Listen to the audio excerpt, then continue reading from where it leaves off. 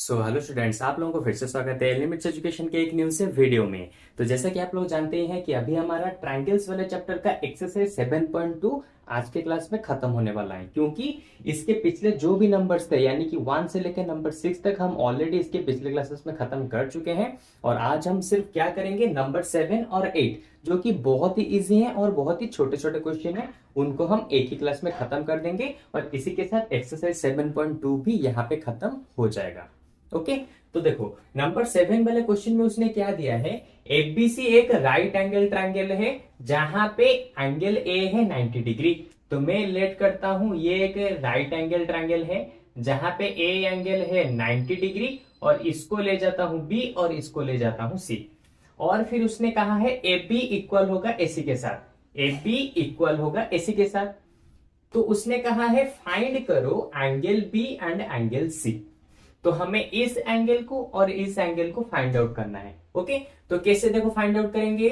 सबसे पहले उसने जो गिवन दिया है मैं उसे लिख देता हूं, ठीक है। तो उसने गिवन क्या दिया है, देखो उसने गिवन दिया है angle A sorry side A B equal होगा एसी के साथ, ये गिवन दिया है। तो अभी हमें ये चीज प्रूव करना है। क्या सॉरी सॉरी सॉरी प्रूव नहीं, अभी हमें फाइंड आउट करना पड़ेगा। क्या फाइंड आउट करना है, एंगल बी और एंगल सी यहाँ पे कितना होगा। ओके, तो सबसे पहले देखो, अगर ए बी इक्वल है एसी के साथ, तो इसके पिछले वाले क्वेश्चन में भी मैं तुम्हें बहुत बार बता चुका हूं, जब दोनों साइड इक्वल होते हैं तो उनके ऑपोजिट एंगल यानी कि इस साइड का ये वाला एंगल और इस वाले साइड का ये वाला ऑपोजिट एंगल, ये दोनों एंगल भी एक दूसरे के साथ इक्वल होंगे। तो मैं यहां पे लिखूंगा एफ बी के ऑपोजिट में है एंगल सी और एस सी के ऑपोजिट में है एंगल बी। तो ये दोनों एक दूसरे के साथ इक्वल होंगे। और रीजन क्या होगा, रीजन होगा angle opposite to equal side are also equal.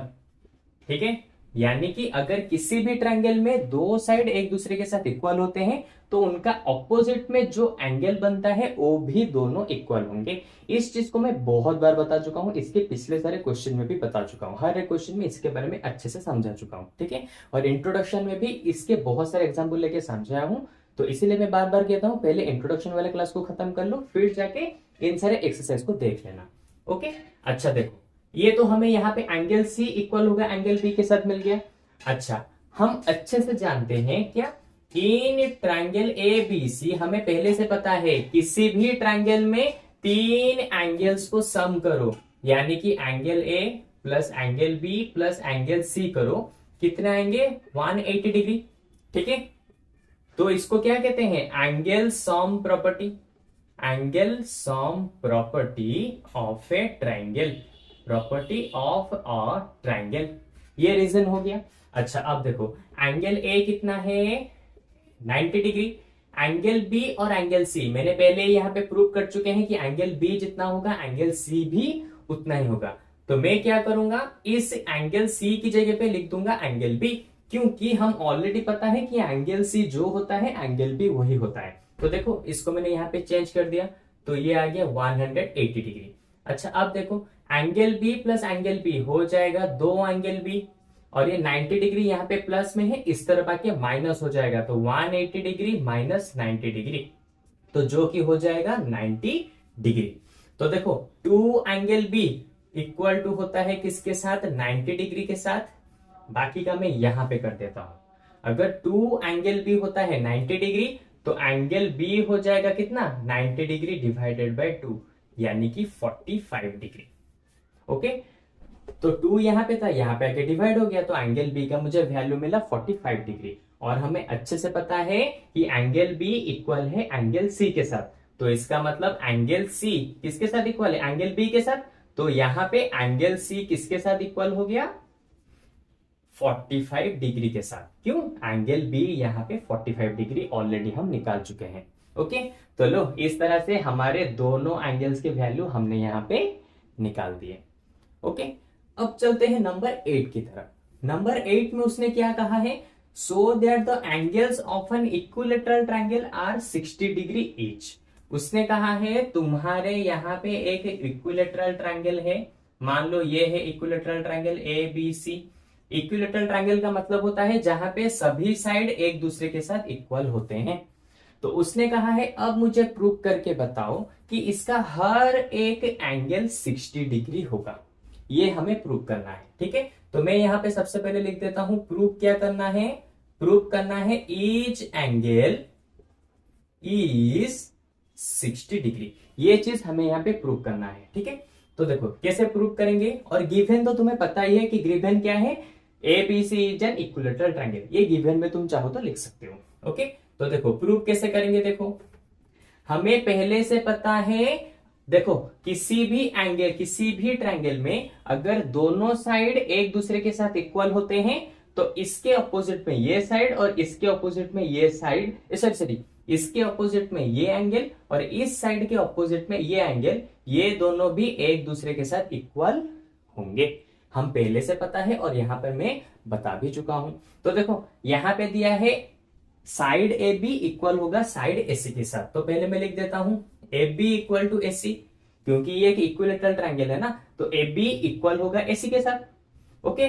तो अगर दोनों साइड यहां पे इक्वल है तो इस साइड का ऑपोजिट एंगल यानी कि एंगल सी और एसी का ऑपोजिट एंगल यानी कि एंगल बी, ये भी दोनों एक दूसरे के साथ इक्वल होंगे, ठीक है। तो इसको मैं दे देता हूं इक्वेशन 1, और चाहो तो रीजन भी लिख सकते हो, इसी रीजन को यहां पे लिख दो, ठीक है।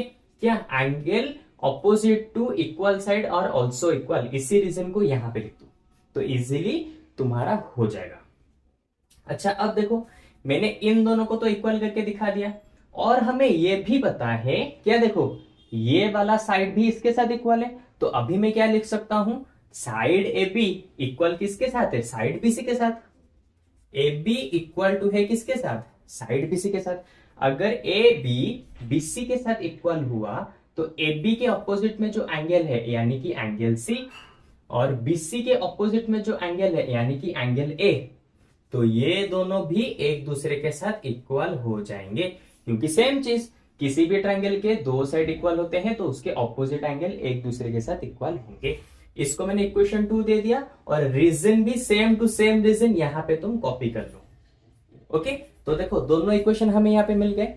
तो अब मैं क्या लिखूंगा, फ्रॉम इक्वेशन 1 एंड इक्वेशन 2, ठीक है।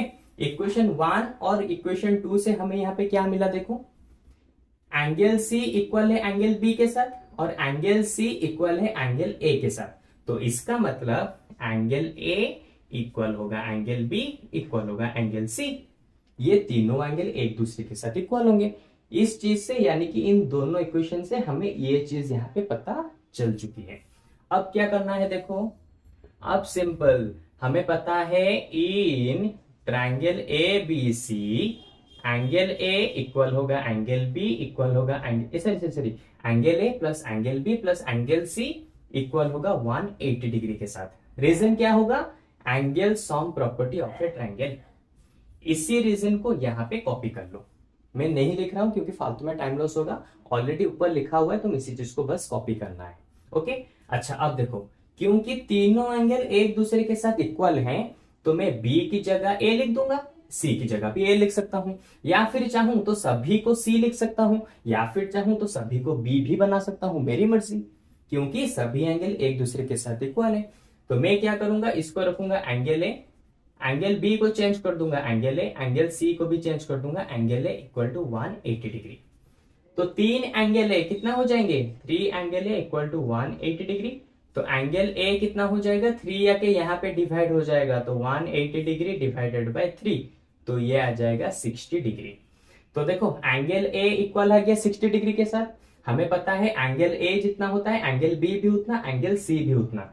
तो इसका मतलब एंगल बी भी हो गया 60 डिग्री और एंगल सी भी हो गया 60 डिग्री। तो इस तरह से हमारा यहाँ पे नंबर 7 और 8 पूरा का पूरा खत्म हो जाता है, और एक्सरसाइज 7.2 भी यहाँ पे खत्म हो गया, क्योंकि इसके आगे और कोई भी नंबर यहाँ पे नहीं बचा, ओके। तो चलो, होपफुली अब मुझे लगता है कि तुम बहुत ही अच्छे से इन सारे नंबर्स को समझ चुके होगे। लेकिन फिर भी अगर इनके ऊपर कुछ भी डाउट आता है तो सिंपल मुझे कमेंट सेक्शन में बता दो। मैं इसके ऊपर एक नया सा क्लास अपलोड कर दूंगा जिससे तुम और भी डिटेल में समझ पाओगे। या फिर अगर तुम मेरे साथ डायरेक्टली बात करके लाइव क्लासेस ज्वाइन करना चाहते हो तो सिंपली हमारे वेबसाइट के ऊपर चले जाओ और वहां पे हमारे फ्री लाइव डेमो क्लासेस को तुम ट्राई कर सकते हो, जहां पे मैं तुम्हारे साथ डायरेक्टली बात करके तुम्हारे सारे डाउट्स को क्लियर कराऊंगा। ओके, तो चलो आज की क्लास में बस इतना ही। अब हम लोग इसके जस्ट एक न्यू से क्लास में मिलेंगे और इसके आगे वाली जो एक्सरसाइज होगा उसको हम दोनों मिलके एक साथ खत्म करेंगे। ओके, तो चलो बाय बाय।